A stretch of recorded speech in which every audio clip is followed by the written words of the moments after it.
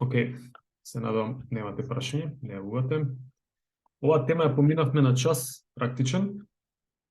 Би сакал само едно освежување да направам за теоретскиот час. И ќе видите, ќе зборуваме за структурирање на движењата. На крајот, пак ќе се навратам и на ова, но чисто да се подсетите што поминавме прилика на часот. Ќе ви текне, ајде ако ве подсетам преку овие команди, така, не се команди, туку термини, тогаш најверојатно ќе ви текне дека се групиравме, имаше нешто тамо, построи се во една редица, построи се во две редици, на парови преброј се и така натаму, овие ги поминавме. И вклучивме уште некои работи кои што беа ставовите и уште некои, значи од овие сите работи ги поминавме основните термини. Нормално постојат разни комбинации, така да нема да посветам многу внимание на овој дел, но сакам чисто да ги повторим уште еднаш на теорија, за да знаете дека зборувавме за овие термини кои што се користат во физичкото образование, можем да кажем. Значи, зборуваме за ставови, за приземни положби, кога дел од телото го допира подот, подскокнување, свртување, движења, завртувања и така натаму. Само кај ставовите, ова ќе го искористам, вели токмоножни ставови, каде што тежината е идентична од двете нозе, чекорни ставови, каде што тежината токмоножни, добро, стопалата се споени, се допираат со некои делови од нив. Чекорни ставови се каде што, само да дали имам, чекорни ставови се кога тежината е на двете ноже, исчекорни е кога тежината оди на ногата која исчекорува, ножни ставови тежината останува на таа нога, расчекорни кога истовремено се оддалечуваат нозете.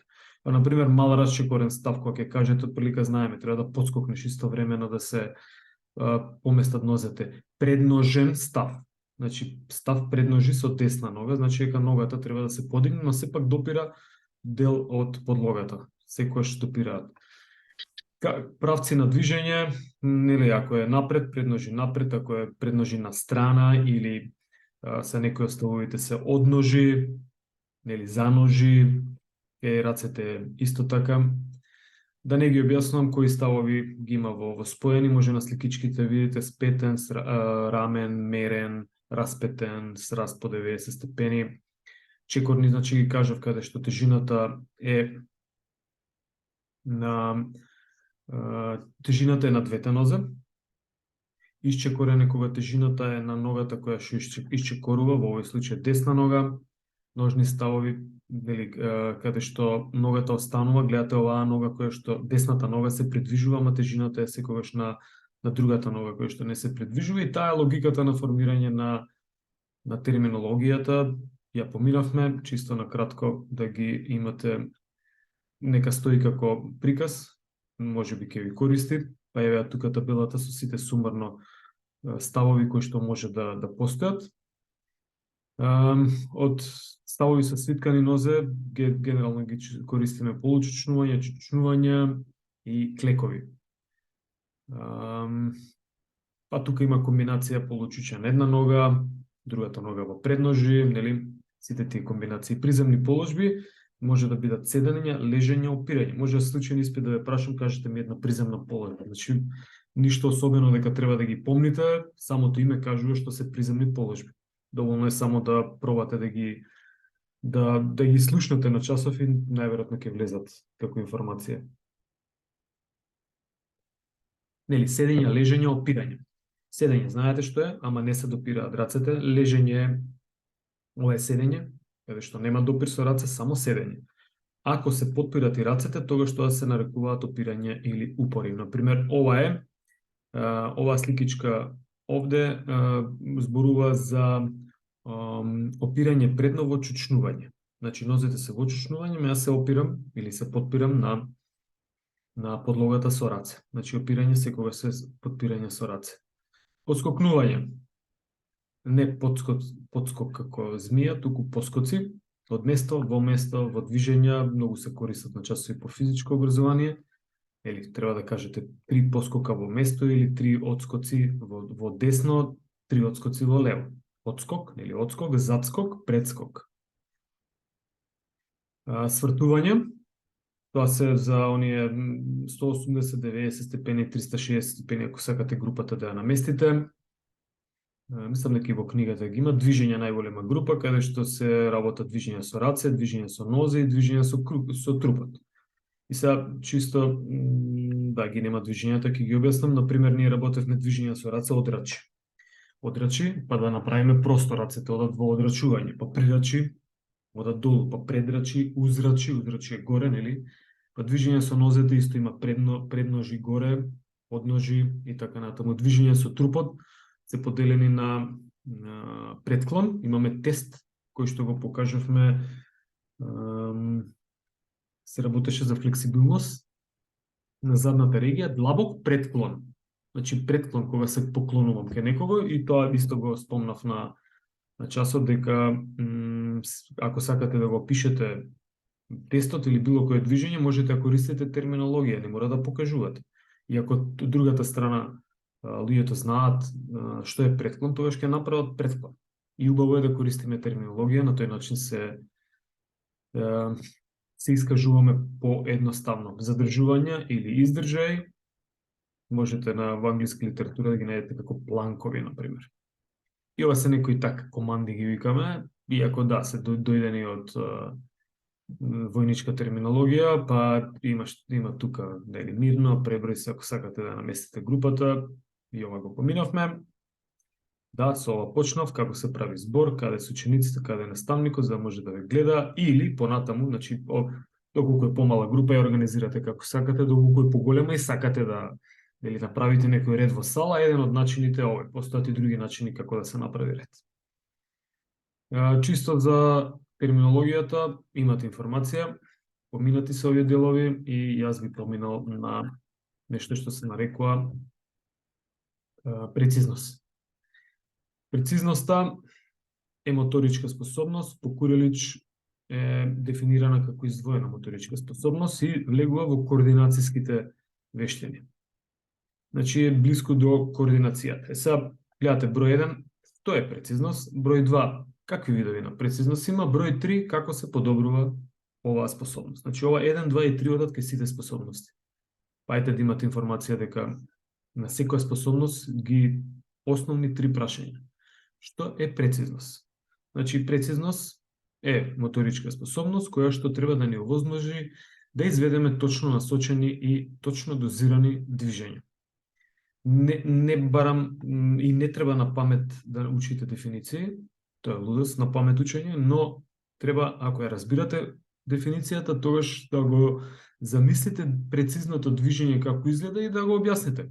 И тоа е тоа. Значи, тогаш ќе можете да направите една дефиниција за прецизност. Значи, прецизност се бара каде? Тој што, например, NBA играч треба да е прецизен, така баскет игра, кошарка игра и кога шутира, особено за 3 поени, треба да е прецизен. Треба и во другите поени или во другите дистанции од коша да е исто така прецизен. Но генерално кај него автоматизирано ова движење и не ја побарува многу прецизност, иако да, затоа што, например, им треба прецизност кога се под напор, кога се оптоварени, кога е во меч, или тогаш треба екстра концентрација за да може да направи прецизно движење. И тогаш се повикуваат оние сите латентни димензии кои што помагаат на прецизност. Ма како на покрај овие работи кои што се можеби својствени за играчот, дека под напор на надпревар треба да покаже прецизност, како на друг начин ќе направите, например, да му испровоцирате оваа способност прецизност. Дали може, например, да ја смените топката, големината на топката, тежината на топката. Значи, нешто што ќе му овозможи да излезе надвор од неговата комфортна зона. Значи, надвор од автоматизираното движење кое што веќе го има. И на тој начин ќе може да му помогне. Значи, тогаш ќе треба прецизност. И исто како координацијата и другите способности, се повикува на помош силовата способност кога треба да изведеме некое силово движење. Исто е кај прецизноста. Ако вие можете да го изведувате движењето, тогаш нема прецизноста. Да, може и вака. Нели, некои спортови на прецизност, сега како се дели прецизноста? Опс, пардон. Прецизноста се дели. Ова поделба е направена според латентниот простор или според оние тестови кои што се внесени во математичко-статистичка анализа и на крај се добила некоја латентна структура, ќе видите на последниот слайд. Мислам, последната тема ќе ја допрам повторно, иако зборував не за ова. И сега, прецизност во гаѓање, кога се исфрла нешто, прецизност во нишанење. Приметувате, ова е прецизност, например, во гаѓање, тука го зборувавме исфрлање на предмети за експлозивност, ама тамо во друг контекст се исфрлаа предметите, значи се или телото, тамо имавме побарувачка на сила. Не требаше биде прецизен човекот за да може да направи скок во далечина. Нормално да не скокне на обратна страна, да скокне во таа насока каде што се мери. Ама овде веќе има нешто друго, значи да се лансираат предмети или да се, како што е стрелаштво, или стреличарство, или исфрлање на кош, на гол, треба човекот да биде прецизен. Треба да има таква способност. Прецизност во нишанење и прецизност на комбинирана гаѓање и нишавење. Некои примерчиња за овие способности. Исто така може да се подели според акциони критериуми, кај што има брза прецизност или бавна. Брза се однесува, како што е кажано, како што пишува тенис и пинг-понг.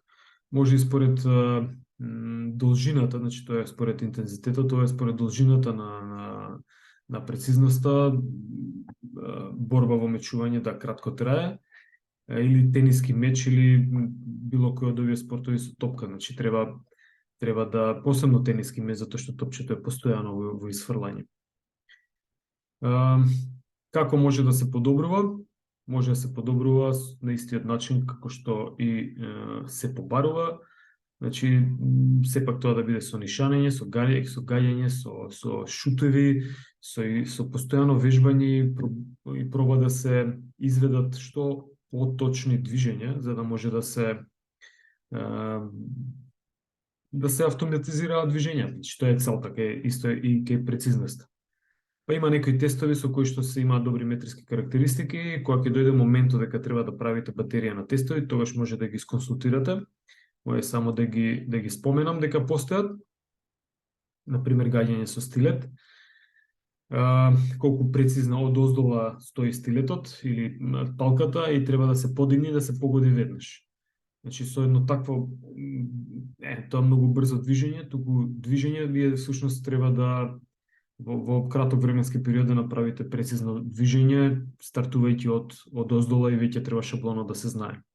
Гаѓање со нога, гаѓање со рака и така натаму. Кратки се темите и затоа ги издвоив како посебни и ги споив. Всушност, имате ли нешто да ме прашате околу прецизност? Најверојатно не. И кога ќе прашам на испит, зашто одберете некоја тема, например, колегата или колешката заглавува неколку сесии, одберете тема и ќе одберат тема прецизност.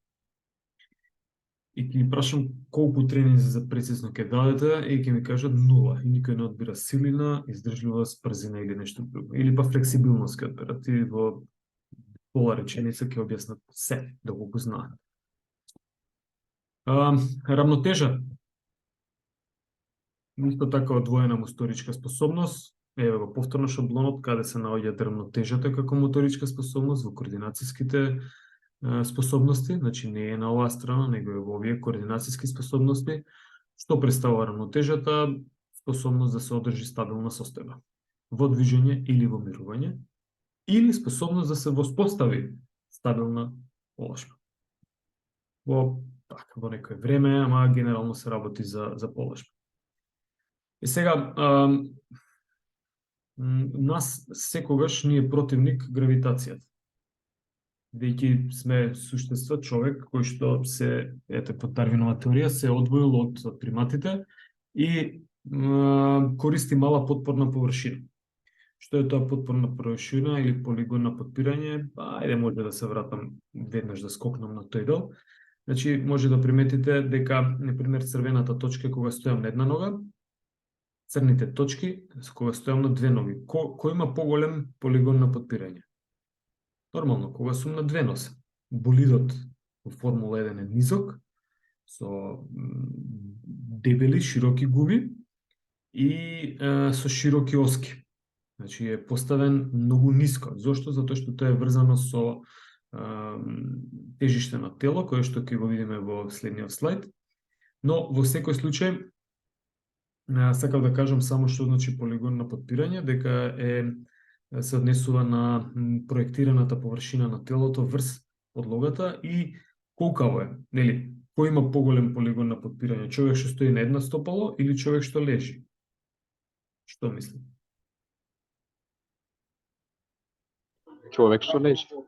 Нормално, затоа што прво полигонот е поголем, а второ и тежиштето на телото е поблиску до подпорната точка.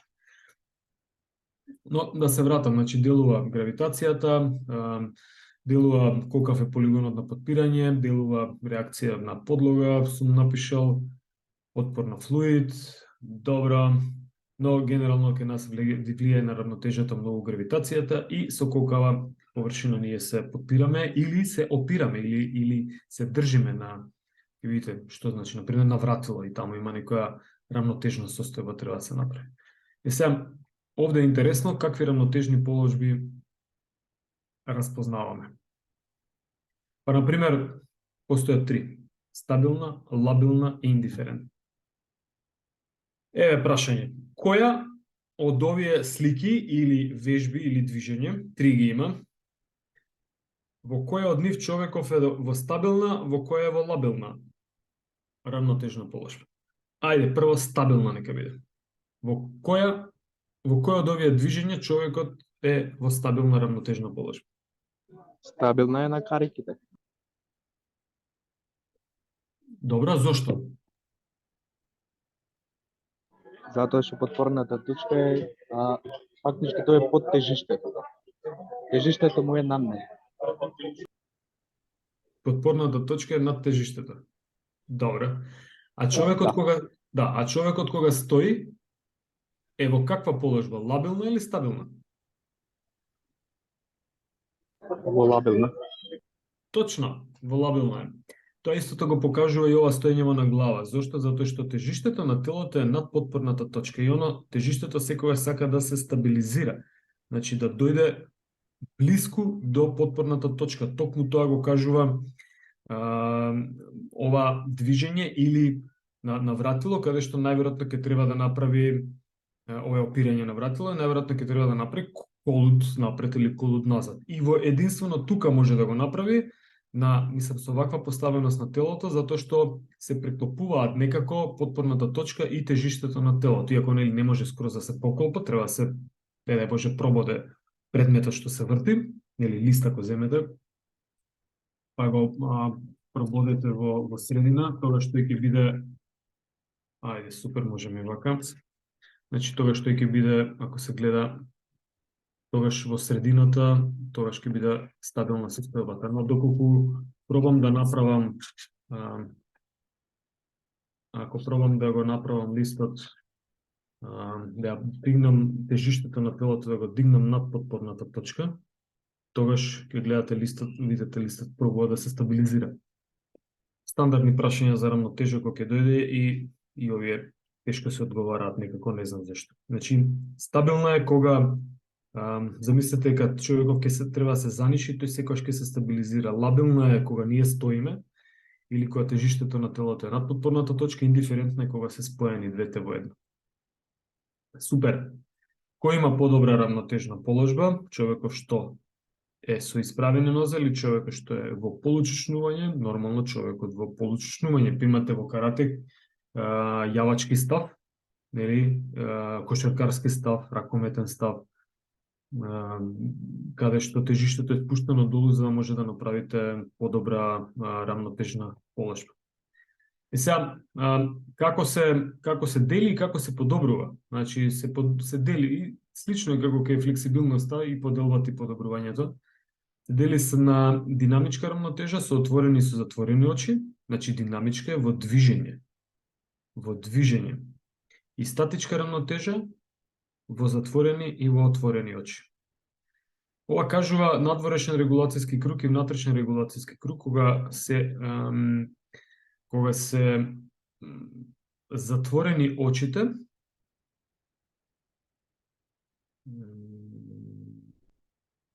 би требало да е обратно, кога се затворени очите, тогаш работиме со внатрешен регулацијски круг, кога се затворени очите, тогаш е обратно, со надворешен.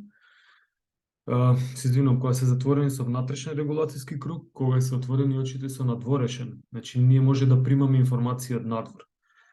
И, например, се случува да, ако се исклучи визуелниот апарат, видот, тогаш да пробате на тој начин да воспостави човекот рамнотежа и кој има подобра рамнотежа. На база на што се подобрува, на база на што се воспоставува рамнотежата, тоа е на база на вестибуларниот апарат кој што е сместен во увото и значи тоа е еден систем на каналчиња кои што се поставени буквално по 3 оски и овие каналчиња може да се извинам.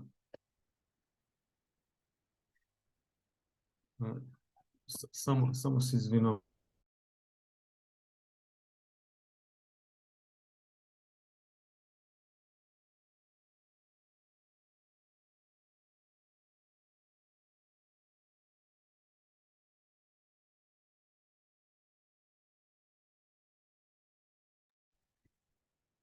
Така да течноста која што плива во овие каналчиња всушност надразнува рецептори внатрешни во каналчињата и дава информација за тоа дали сме во лежење, дали сме во стоење, во наопачки поставени или во било која од овие положби.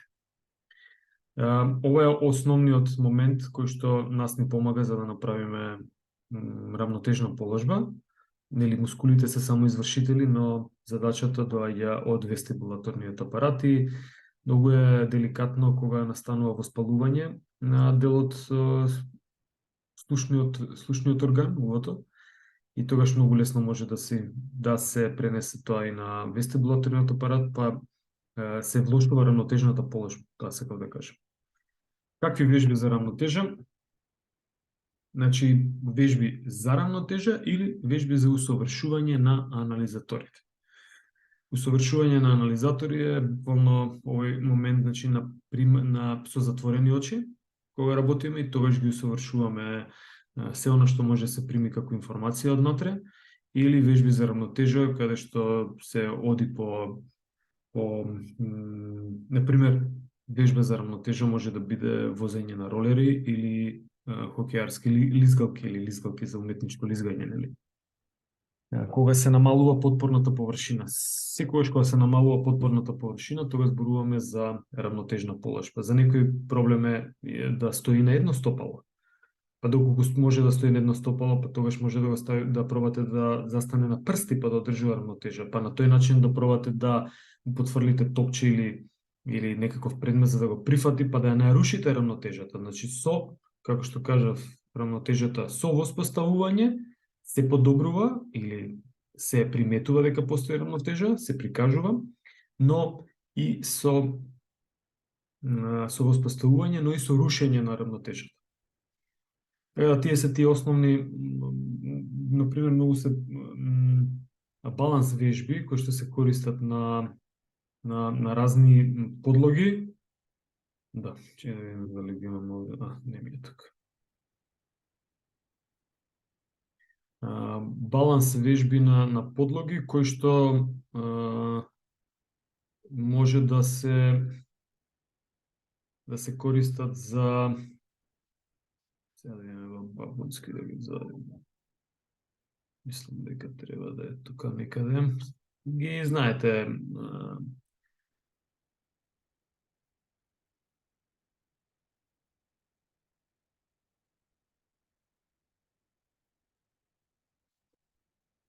како? Да. Значи, баланс вежба, иако не е јасна фотографијата, но може да приметите на предмети кои што се како баланс бордови, баланс дискови и така натаму. И сега овде, всушност, што правиме? Поентата е сега, со помошна вежба за рамнотежа, да се направа, да се активираат што поголем број на мускули, всушност. Зошто? Затоа што во овој момент се нарушува рамнотежната положба и човекот пробува да при воспоставување на рамнотежа да вклучи поголема мускулатура. И на тој начин се прават вежби кои што се за превенција на повреди, например. Значи, преку помош на рамнотежата, нарушување на рамнотежата, се задаваат вежби кои што помагаат во превенција на повреди, во поравок, кај рековалесцентни, во период на рехабилитација, значи на тој начин преку воспоставување на рамнотежа, рушење и воспоставувањето на рамнотежа. Океј, имате ли нешто да прашате во овој дел? За рамнотежа.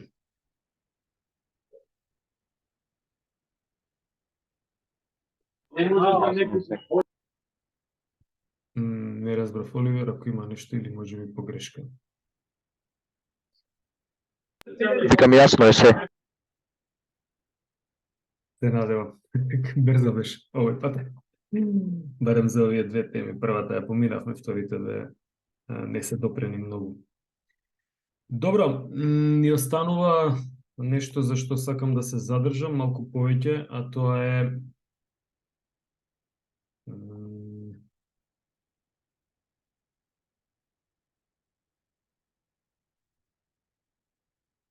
добро, тоа е на систематизација на движење.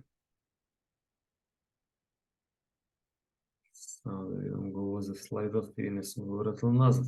Сега ми го нема. Супер, тука сме некаде. Значи, како се систематизираат движењата, една основна систематизација, ќе споменам.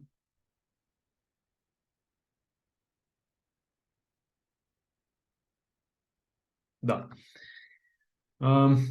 Што значи тоа теоретска тема и што значи систематизација? Значи дека ги групираме движењата по некои основи кои што се така слични за нив. Клучите по биомеханика многу повеќе за овој дел и како да ги исто така како да ги анализирате движењата и да се систематизираат, но јас ќе дадам овде една генерална слика за да имате информација која ќе дадете понатаму со ова го споменав, доколку моторичките способности може да ги изброите, дали може да ги изброиме моторичките навики, колку видови на моторички навики или нови движења може да изброиме.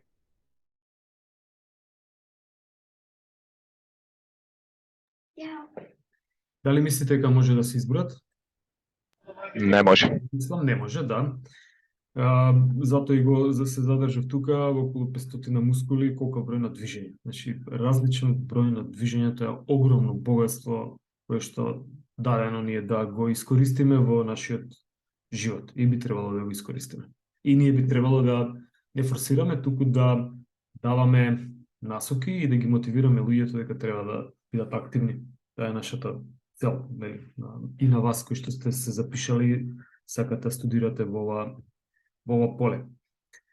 Една од класификациите според Фарфель, нели, и така и ги поделивме, затоа кажав на почеток кога зборувавме за терминологија, дека така малку блиско е, но се реши терминологија доди прва денеска. Може видите дека се поделени во лежички, седечки положби, стоење и таа терминологија искористена по Фарфель, што ја објаснив, нема да се задржувам многу. Но сега има нешто што како термини би требало да ги знаете, тоа се, например, стереотипни и нестереотипни движења. Само да видам, стереотипни и нестереотипни. Да, еве ги. Под А се стереотипни, под Б ситуациони или нестереотипни или нестандардни движења. И се што се стереотип? Стереотип значи цврст отисок, стереотип. црст отисок, и кога се зборува за стереотип, најчесто се покажува една слика за отисок од не знам, од птица врз песок или врз нешто. Тоа значи дека ние точно знаеме кое животинче поминало и каков отисок оставило. Така и ке овие стереотипни движења точно знаеме однапред што ќе направи изведувачот на движењето. Например, во гимнастика знаете какви се движењата, нели? Во трчање, во спринт атлетика знаете дека што ќе направи циклични движења атлетичарот. Циклични движења се движења кои што по крајот кога ќе заврши циклусот на едното движење и кога ќе треба да почне новиот циклус, е повторувачки циклус. Значи, десната нога се движела на еден начин и кога ќе го заврши движењето, ќе почне да се движи на истиот начин. Значи, ние знаеме однапред дека тоа движење можеме да го предвидиме, затоа велиме дека е стереотипно движење. До сега... Исто и пливање. Точно, да, исто и пливање, супер. Значи, знаеме однапред што се случува. Еве некои примерчиња тука, се делат после според интензитет, само на кратко ќе ги споменам. Да, еве, ајде, веќе се следниот слайд е тој, значи како се делат овие циклични движења според интензитет, но зависно во кој спорт, не е ова, секој спорт си има своја некоја ваква логаритмска крива или па не се секогаш прецизни, например со последниве технологии и употреба на GPS, тогаш интензитетот, оваа логаритмска скала се поместува, затоа велам, например, во фудбал едно, во ракомет е друго, но не може да кажеме дека умерен интензитет ќе биде за ракометари ако е 30 до 40 минути, па побогу, нели, тука негде е повеќе од половина од едно полувреме, додека во фудбал не завршило ни едно полувреме. Така да, или пак, например, тенис играат по 3 до 4 часа, или триатлон 7-8 часа, Ironman и така натаму. 7 мислам дека беше рекордот. И сега тоа беа циклични движења, а циклични движења се однесуваат на движења кои што не знаеме, мислам, ние знаеме, тоа се стереотипни се уште, значи можеме да го видиме движењето како што е гимнастика, акробатика, уметничко лизгање, но не се повторуваат движењата едно позади друго. Например, Борење, футбол, кошарка. Точно, борење, кошарка ако е двочекор, тога знаеме, тоа е циклично движење, но е стереотипно движење. Така, предпоставуваме дека ако ја прими топката во воздух, дека мора или ќе застане или ќе направи двочекор, нема друга опција, или ќе ја фрли веднаш во воздух, нели? Но сепак ги знаеме опциите, тие се тие опции. Во гимнастика, кога ќе дојде на некоја справа, точно може да го препознаете движењето кога ќе почне да го изведува, дали ќе направи склопка, дали ќе направи ковртле напред, дали е велеузмав или некое, нели, движење, било кое се да не ги редам. Така да тоа се, кога зборуваме за ациклични движења, стереотипни, зборуваме за движења кои што може да ги предвидиме, но циклусите на движење не се исти едно позади друго, за разлика од цикличните. И сега имаме ситуациони движења, кои што така да видам што е со ситуациони. Добро. Може и вака. Ситуациони кои што се нестандардни. И сега, например, добро, во спортски игри, да, двочекор го знаеме, ма не знаеме ние во која насока или како ќе се одигра акцијата или каква финта ќе направи играч. Значи, тука не можеме да одредиме, и затоа велиме дека е нестандардно движењето. Како ќе одбрани голманот, нели, во хокејот какво движење ќе направи, алпско скијање ги знаеме ние, однапред ги знаеме дека поместувањето ќе биде на една и друга страна, но не знаеме точно како ќе биде со колкава прецизност за да ја погоди капијата. Така да, кога зборуваме за ситуациони движења, тогаш зборуваме за некои кои што се во самата ситуација, во нестандардни движења и се нарекуваат нестереотипни движења. Океј, многу накратко, значи тие се тие два термина: стереотип, циклични, ациклични, кои што би требало да ги знаете. Бушар дава некоја подолба која е слична, па вели според физичките вредности на структури и според кинетичките операции. Не навлегувам многу во овој дел, за да не направиме забуна. Убаво е кога ќе го видите движењето да се прашате, на пример, да, ова го препознавам, не го препознавам, стандардна е, нестандардна е, повеќе на сила, затоа што на тој начин ќе знаете да одбирате понатаму и вежби кои што ќе ви помагаат, дали е во фитнес, дали е во спортски игри, дали е кај рекреативци, ќе знаете какво е движењето, во која моторичка способност може да ја подобри и едноставно ќе си го збогатувате искуството. На кратко зборувавме и оваа тема ја должев, затоа и сакам тука да посветам внимание, иако нема долго да трае, за теорија на латентни димензии.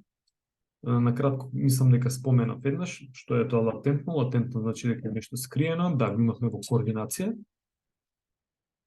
Но приметувате, така, не на секој час, ама на неколку часови некои работи постојано ги споменувам. И тие би требало да останат како информација кај нас во сеќавање, затоа што мене ми е јасно и кога ќе го положите испитот, вие ќе заборавите 80% можеби од темата ќе ја заборавите, нема да ја употребувате и насочувате енергија на други теми, нели, други предмети понатаму, но некои работи се основни и мора да останат во сеќавање. Например, не може да заборавиме што се тоа моторички способности и кои се моторички способности. Тоа не може да го заборавиме. Дека тие може да се подобруваат или не може многу да се подобруваат. Така и ова, какви структурални движења имаме, структури на движење, но и какви, што значи тоа латентен и манифестен простор кај човекот. Затоа не сум сигурен дека во оваа смисла го објаснував, но нека стои како запис. Значи, манифестно, го спомнувавме на практично, да. Манифестен простор е просторот кој што го прикажуваме, латентен простор е просторот кој што е скриен. И сега, прашање за вас, моторичките способности се латентни димензии, способности или манифестни димензии или способности? Латентни. Супер. Се латентни, но ги манифестираме. Значи, тука е исто интересно. Тие се латентни димензии, но ги манифестираме. Како латентни, ние може да ги имаме, ама ако не ги манифестираме, не знаеме дали ги имаме. Така да се преклопуваат во просторот, сепак точно да, факторски детерминирани преку математичко-статистички методи и изведени се неколку фактори кои што се носечки за скоро сите моторички способности. И видите сега, тоа се фактор на ексцитација и на време трајање на надразба. И тие се всушност водечките фактори, нешто внатре што ние не знаеме, не можеме да го процениме, си истражуваме, но ни дава, велиме дека го истражуваме и е носечко или круцијално како микрочип, например, во секој компјутер и дава овозможува всушност ние да прикажеме дали некоја сила, издржливост и така натаму. Само да видам Верхошански што кажа. Супер, намерното движење представува материализирана мисла. Еде уште еднаш. Значи, движењето е материализирана мисла. Она што го замислувам, го прикажувам преку движењето. Зборувавме за ова дека можете луѓето и по начинот на одење да ги ставите во неколку категории во однос на тоа, можеби какви се на психолошки план. Но не е моја тема, не би навлегувал.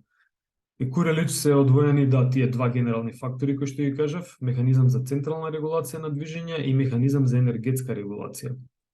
Значи, централна регулација се однесува на организирање на движењето, а енергетска регулација за креирање на енергија. Така ги по длабока факторска анализа од сега ќе видиме од колку тестови. Да, понатаму се делат. Ова е малку абстрактно, би требало да знаете факторската анализа како оди, но ја мислам дека ќе го објаснам на овој начин, па може после да се вратиме. Супер. На воведното предавање споменав, кога зборувавме за тестирање, дека Например, кога се права трансверзално истражување, трансверзално значи пресек.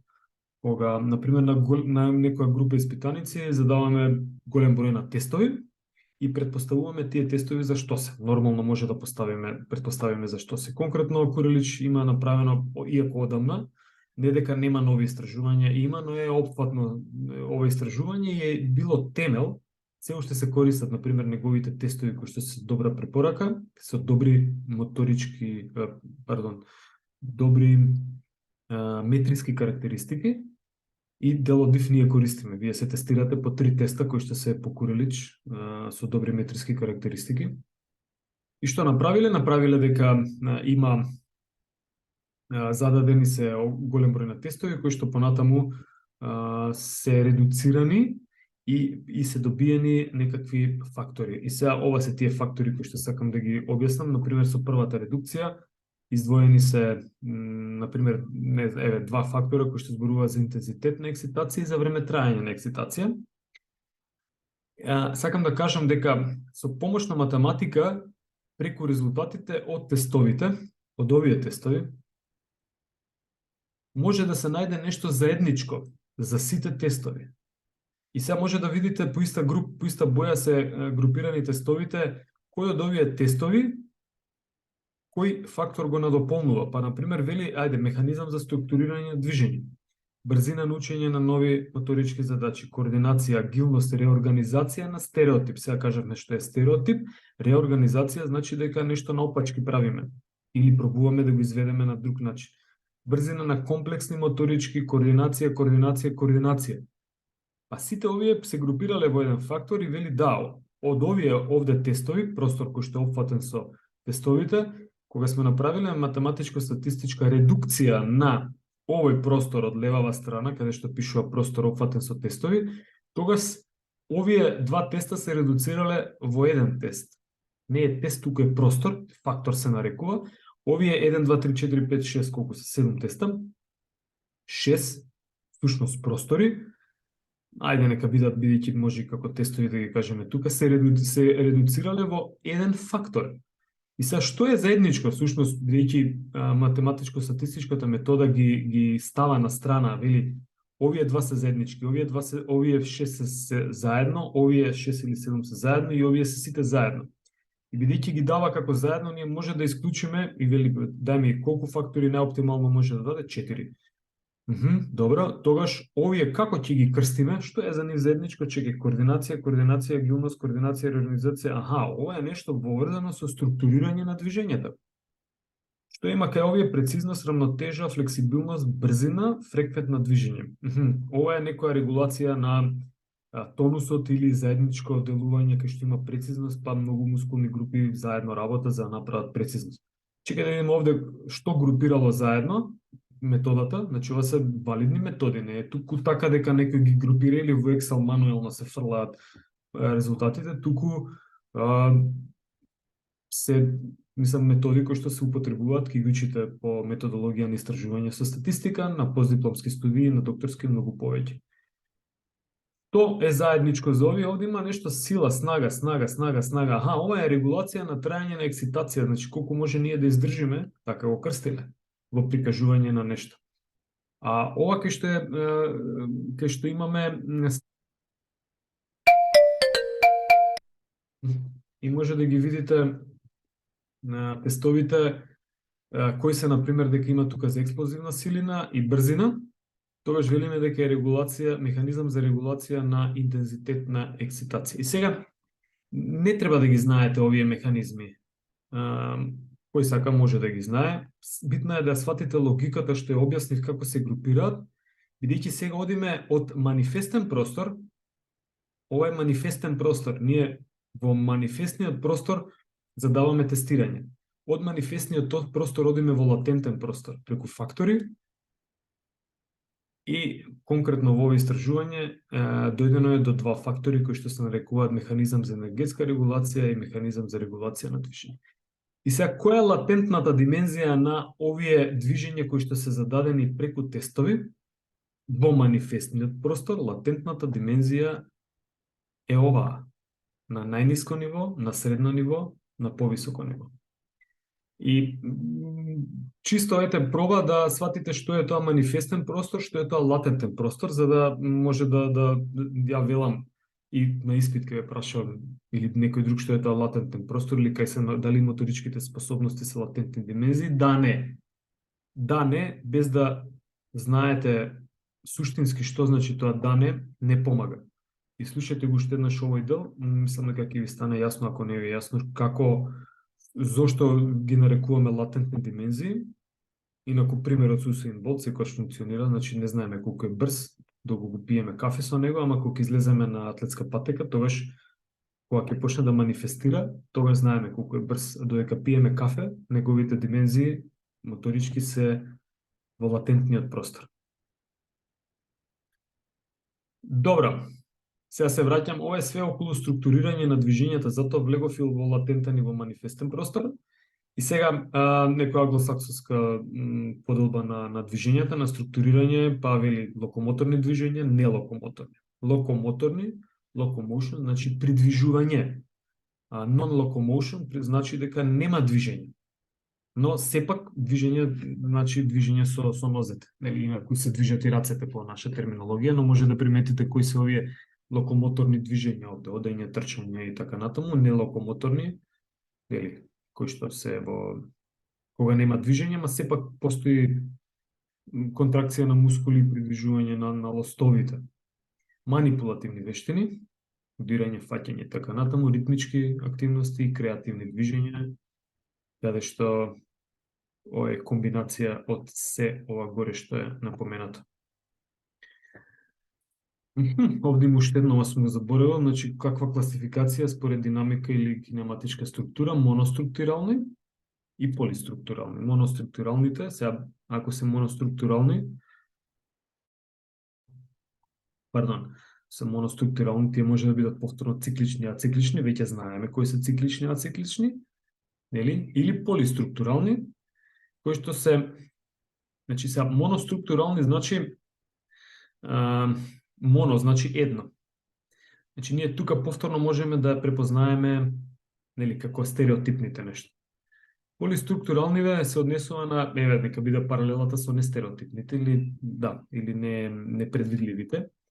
И тука имаме детерминирани, кај што да, во акробатика, во уметничко чизгање сум напишал, не е чизгање, лизгање.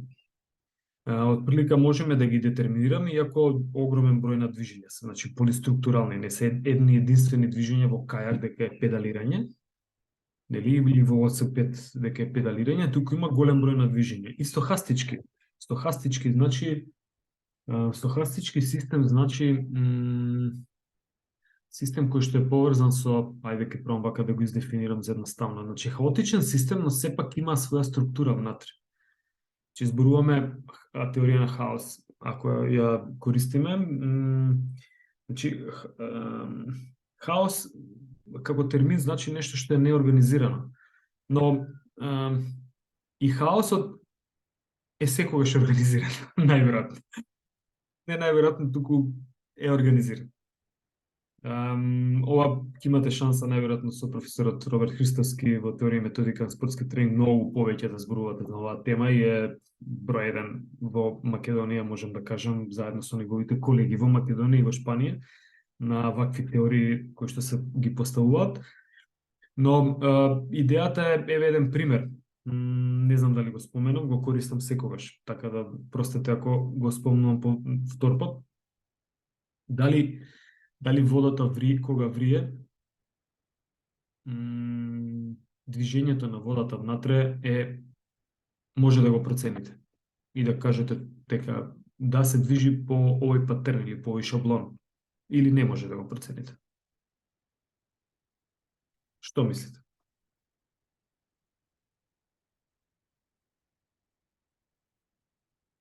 Ај, сам ке си одговорам. Најверојатно ме слушаат сите. Иако делува дека хаотично е движењето на водата, на клопурците, на воздухот, кои што се таа промена на температурата од оздола кога оди нагоре при загревање, сепак водата има точно одредена структура на движење се самоорганизира, можам да кажам. Значи не е некој жив створ, да не навлегувам во вакви теории, туку е организирана структурата на движење на водата при вриење. Што значи ние, ако нешто не можеме да го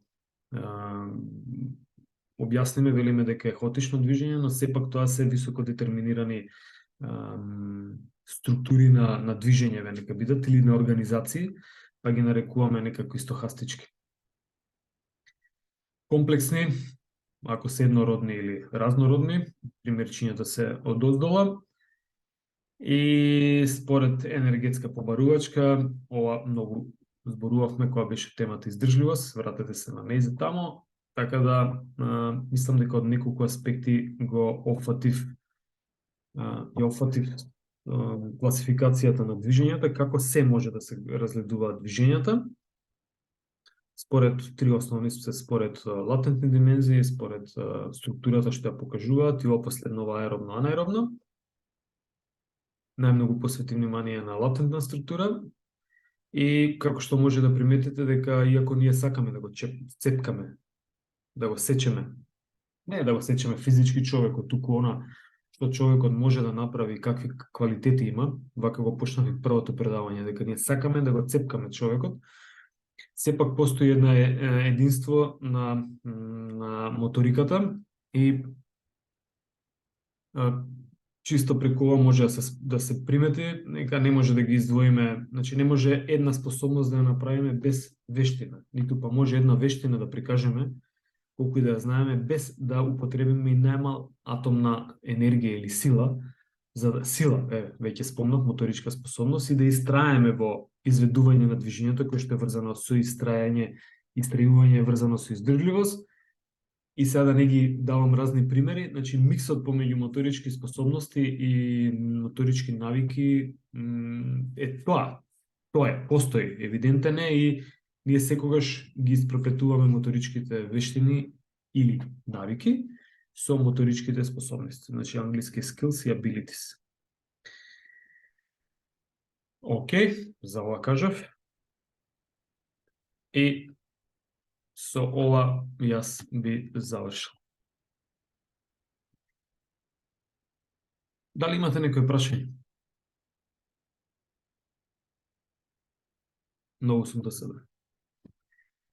Океј, за да престанам да снимам, само ќе кажам дека ова е последна тема, која што ја обработуваме на предметот антропомоторика за оваа генерација. Сите предавања може да ги видите претходно во фолдерот на YouTube. Книгите се дадени на некои од првите предавања, мислам дека некаде на YouTube стоат како линкови. Користете ја главната книга по антропомоторика од професор доктор Јован Јовановски. Користете ги овие предавања за да добиете информација и нели кога ќе добиете информација од предавањата, вратете се на книгата и мислам дека ќе направите добар спој. Нашето дружење ќе проложи на испит и можеби во некој изборен предмет, но се надевам дека ќе остане понатаму дружењето, само да сме живи и здрави да се вртиме на планета. Така да во овој контекст благодарам на сите што присуствуваа овој семестар на предавања и сме во контакт. И јас во меѓувреме можам само да ги поздравам сите.